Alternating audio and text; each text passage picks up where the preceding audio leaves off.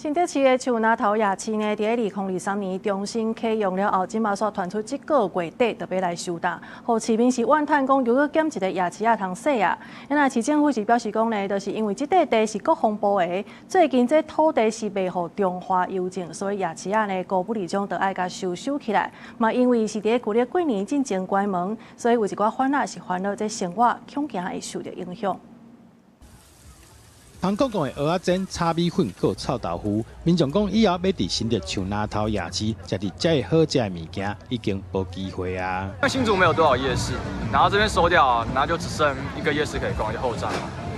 有一点，对啊，因为新竹就已经感觉已经快没有东西可以去了。逐礼拜三、拜五营业的新竹树林头夜市，传出1月底就要收档，还有真侪做生意的单啊，讲这个年恐惊真歹过。 毕竟年关到了，每个家庭也都要生活，我们不知道要从哪边跑啊？对啊，就看是否也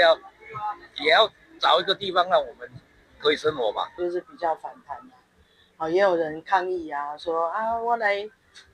市府要摆档。新竹市府指出，夜市地主是国防部的，最近卖予中华邮政。 按合约在伫月尾进前拆除相关设备，各地还有国防部接到国防部的来函，希望说将这个用地收回。那目前得知的一个资讯呢，是即将要作为新竹市的这个我们的新竹邮局的一个邮政大楼的一个新建计划。所以我们目前也积极的在辅导树林头夜市的这个商圈呢，能够有一些其他的地点，合适的地点可以进行转移。市府讲未来会评价其他地区最适合的地点设新的夜市，和在地摊商会当有一个继续做生意的所在。记者杜君和新竹报道。